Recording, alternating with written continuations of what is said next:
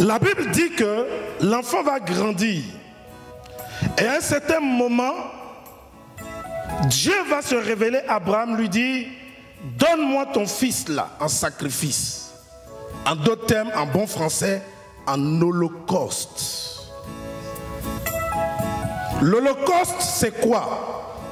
L'holocauste, c'est une offrande sacrificielle. L'holocauste, c'est une offrande qui a un caractère dimensionnel. C'est-à-dire une offrande qui occupe l'espace et le temps. Que Dieu vous aide à comprendre. Un holocauste, c'est une offrande d'épreuve. Dis avec moi l'offrande d'épreuve. C'est une offrande qui t'arrache une amertume. C'est une offrande qui t'arrache une souffrance. C'est une offrande qui t'arrache une douleur. Tu souffres dans ton corps. Lorsque même la pensée de cette offrande vient, ton âme est déjà dans la fièvre. Ce n'est pas une offrande qu'on fait avec joie. C'est une offrande qu'on fait avec des pleurs. Une offrande qu'on fait avec douleur d'enfantement. Comme la femme qui est enceinte durant 9 mois, qui doit maintenant accoucher. Elle perd les os, elle perd son sang. Or, le sang, c'est la vie. La femme est en train de perdre sa vie. Vous savez que la femme, quand elle accouche, elle est entre la vie et la mort. Elle est en train de faire une offrande sacrificielle à son époux. Abraham sait que Dieu a dit, c'est ton enfant, ton unique, que je veux.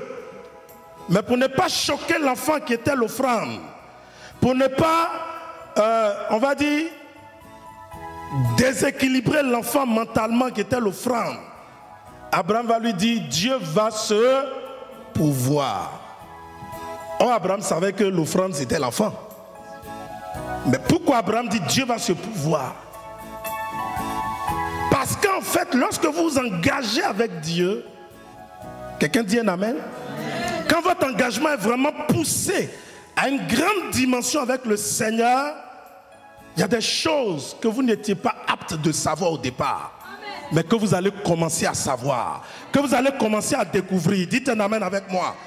Parce que Dieu va commencer à s'aimer en vous les graines de sa pensée, les graines de ses résolutions, les graines de ce qu'il va faire avec vous. Vous ne savez pas que Dieu allait pouvoir à une autre offrande. Dans l'esprit d'Abraham, c'était son fils là qui devait être l'offrande. Mais prophétiquement, quand son enfant lui a demandé, il sort un langage et il dit Dieu se pourvoira. Il y avait Jiré. Dieu se pourvoira.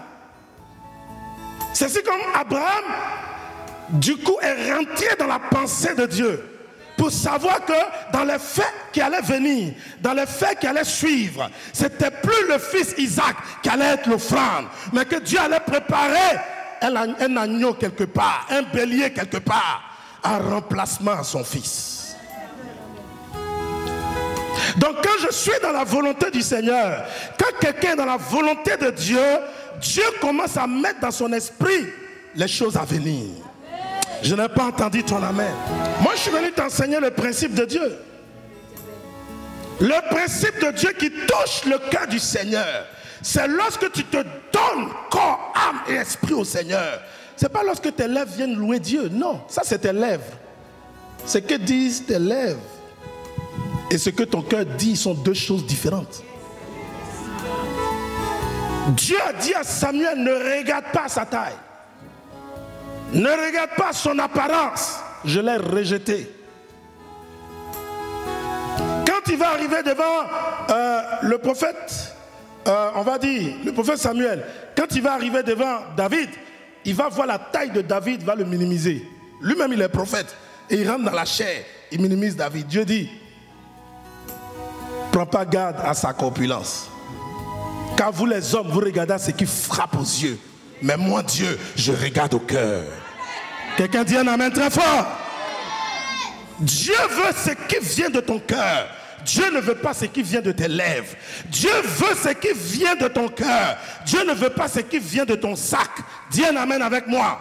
Dieu veut ce qui vient de ton cœur. Il ne veut pas ce qui vient de tes mains. Ce qui provient de tes économies ou de ton don de soi ou de ton engagement dans l'église, ce qui provient de tes mains, doit être en harmonie avec ce qui est dans le cœur pour que Dieu puisse l'agréer. Ça veut dire je peux donner tous mes milliards, mais si mon cœur n'y est pas, Dieu considère que je n'ai fait aucun effort.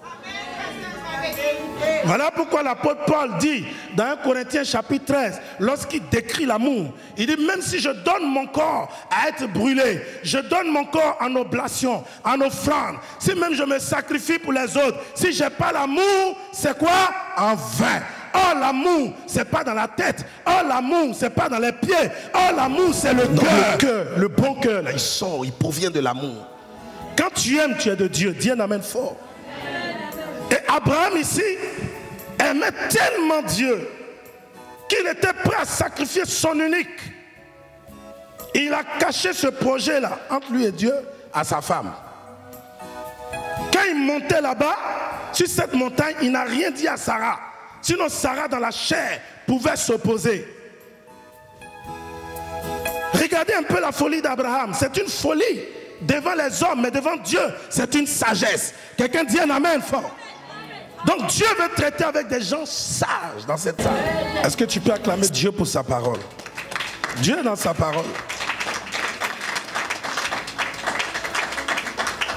Lorsqu'Abraham va obéir à une telle épreuve difficile et douloureuse, et qu'il a réussi ce test, et qu'il a réussi cet examen, alors Dieu va venir confirmer à Abraham l'alliance qu'il va tisser avec Abraham dans Genèse chapitre 12. Vous savez, quand vous marchez avec Dieu, c'est parce qu'au départ, Dieu vous a appelé. Le Seigneur a dit, c'est pas moi que vous avez choisi, mais c'est plutôt moi, Jésus, qui vous ai choisi. Donc ce n'est pas nous qui choisissons Dieu, c'est Dieu qui nous choisit. Dans nos familles, il promène ses regards et ses regards se posent sur nous. Jusqu'à ce qu'un temps soit marqué que Dieu nous appelle au ministère, ou à sa connaissance, ou à marcher avec lui, et une intimité se crée entre nous et Dieu. La Bible dit quand cette conversion-là, que la Bible appelle la nouvelle naissance, se produit, automatiquement nous rentrons sous la nouvelle alliance qui est scellée par le sang de Jésus. Alors tu deviens enfant de Dieu. L'Esprit de Dieu peut désormais rendre témoignage en toi que tu es un enfant de Dieu. La Bible dit qu'une fois que cette chose est faite, tu es dans une alliance avec le Seigneur. Oh, l'alliance, qu'est-ce que c'est? L'alliance, c'est une sorte de contrat, mais qui n'a jamais de présomption. Une sorte de contrat qui ne périme jamais. Et l'alliance que vous voyez là, elle a besoin souvent d'être renouvelée ou souvent d'être confirmée dans nos vies. Quelqu'un dit un amen. Abraham a reçu son alliance avec Dieu dans Genèse chapitre 12. Mais il va parcourir le chapitre 13, le chapitre 14, jusqu'à ce qu'on arrive ici au chapitre 22 de l'histoire de Genèse. Regardez combien de temps ça a mis pour que Dieu fasse une confirmation renouvelée à Abraham de son alliance. Dieu va dire un jour au sujet d'Abraham, cacherai-je quelque chose à Abraham? Abraham va devenir l'ami de Dieu. C'est comme que quand Dieu tient un conseil dans le ciel, il ne peut plus rien cacher à Abraham. Un conseil s'est tenu dans le ciel où Dieu a vu le péché adamique. Dieu a vu que le péché adamique a commencé à évoluer chez l'homme. Et le péché bat son plein de génération en génération jusqu'au temps d'Abraham. Dieu voit qu'au temps d'Abraham, il y a eu Sodome et Gomorrhe qui était vraiment dans un paganisme total. Et Dieu va venir faire quoi? Détruire Sodome et Gomorrhe. Mais avant d'aller détruire Sodome et Gomorrhe, Dieu va dire à Abraham, je ne peux rien te cacher. Quelqu'un dit un amen avec moi? Les gens ont cru que quand Dieu disait à Abraham, je ne peux rien te cacher, c'était la destruction, le projet de la destruction de Sodome et Gomorrhe. Non, c'était autre chose que Sodome et Gomorrhe. Ce que Dieu ne voulait pas cacher à Abraham, c'était la venue de son propre fils unique. Quelqu'un dit un amen avec moi? Dieu ne voulait pas cacher à Abraham que lui-même en tant que Dieu dans le ciel, il avait conçu pour que l'humanité soit sauvée, que lui-même Dieu fasse une offrande sacrificielle, que Dieu même fasse ce qu'on appelle un holocauste. Mais Dieu avait besoin que tout le ciel se soumette à ce projet. Dans le ciel, tout le monde s'est soumis au projet. Parce que nul ne peut discuter le projet de Dieu dans le ciel. Parce que Abraham est devenu l'ami de Dieu. Sa foi l'a poussé à un grand degré au point où Dieu dit, tu n'es plus simplement mon enfant, mais tu es mon ami. Vous savez que l'amitié est sacrée, est-ce que vous le savez au moins? L'amitié est sacrée, tu ne peux pas choisir tes frères, mais tu peux choisir tes amis. Dis un amen avec moi. Ton frère, il vient sans ton choix, mais ton ami, il doit venir par ton choix. Donc l'amitié est sacrée. Amen. Les deux deviennent amis. Et Dieu va dire au sujet d'Abraham, je ne peux rien te cacher concernant mon projet pour l'humanité. En indexant Abraham dans cette épreuve, en lui disant, Abraham, rentre dans l'épreuve du fils unique. Rentre dans l'épreuve de ton unique. Dieu veut qu'Abraham lui ressemble. Dieu veut qu'Abraham soit son image. Il faut dire un amen. Dieu veut qu'Abraham fasse les mêmes choses que Dieu. Voilà, c'est fort. C'est fort. Souvent quand on a tellement une relation avec Dieu, Dieu a envie qu'on fasse ce que lui-même il fait. Je n'ai pas entendu ton amen. Jésus a dit à ses disciples, vous ferez des miracles à mon nom et vous ferez de plus grands miracles. Donc à un niveau de notre relation avec Dieu, Dieu a envie que nous fassions les mêmes choses que lui. Donc il veut qu'Abraham fasse ici la même chose que lui. Dieu, dans les temps à venir, dans les temps évolutifs, Dieu allait faire venir son fils unique.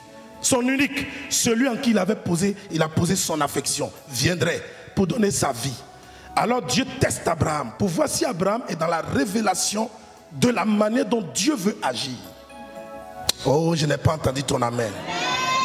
Alors Abraham, en obéissant au don de son fils unique, Abraham est en train de dire ainsi au Seigneur, la réunion qui s'est tenue dans le ciel, où moi, en tant que corps humain, je n'étais pas présent. Vous avez décidé là-bas, mais tu es venu me poser la question pour savoir si je suis d'avis que ton fils unique vienne. Je veux qu'il vienne. Je veux que ton fils unique vienne sauver l'humanité. Je le veux. Comme je le veux, je vais t'imiter, Seigneur. Moi-même, mon fils unique, mon Isaac, je vais te le donner. Celui à qui j'ai posé mon affection, je vais te le donner. Alors Dieu dit non, ce n'est pas le sang d'Isaac qui va sauver l'humanité. Arrête-toi là. Mais je vais pouvoir à une autre offrande. Mais celui qui viendra sauver l'humanité s'appelle Jésus-Christ de Nazareth. C'est lui le véritable Isaac. C'est lui l'Isaac des temps des temps. Et ce Jésus est venu mourir pour nous. Il veut qu'on l'imite quand on dit on est chrétien. Dieu veut que tu meurs pour lui. Ça ne veut pas dire que tu vas te couper le souffle pour lui. Non, tu respireras. Mais simplement Dieu veut que des sacrifices viennent de toi de temps en temps.